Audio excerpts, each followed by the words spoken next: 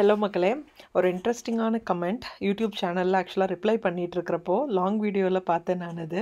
சரி உங்களோடையும் ஷேர் பண்ணலாமே, question கேட்டவங்களுக்கும் answer சொன்ன மாதிரி இருக்குமேங்கிறதுக்காக தான் இந்த ஷார்ட்ஸ். என்னென்னா நம்ம சாட்டர்டே சண்டே வீடியோஸ் அதாச்சும் லஞ்ச் ஷார்ட்ஸ் அதுக்கப்புறம் டின்னர் ஷார்ட்ஸ் அதை மாதிரிலாம் போடுறோம் இல்லையா.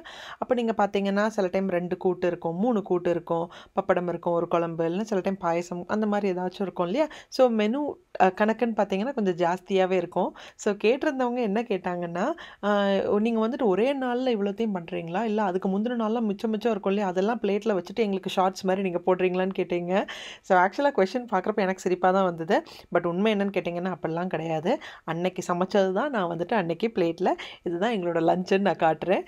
ஸோ தேங்க்யூங்க, உங்களுக்கு ஆன்சர் கிடச்சிருக்குன்னு நம்புகிறேன். இன்னையோட லஞ்ச் என்னன்னு பார்த்தீங்கன்னா மோர் குழம்பு, அதுக்கப்புறம் வந்துட்டு பாகக்காய் ஃப்ரை, நான் ஃபஸ்ட் டைம் ட்ரை பண்ண கோவக்காய் துவையல், கீரை பக்கோடா அண்ட் கொஞ்சம் வடகம், பப்படம்.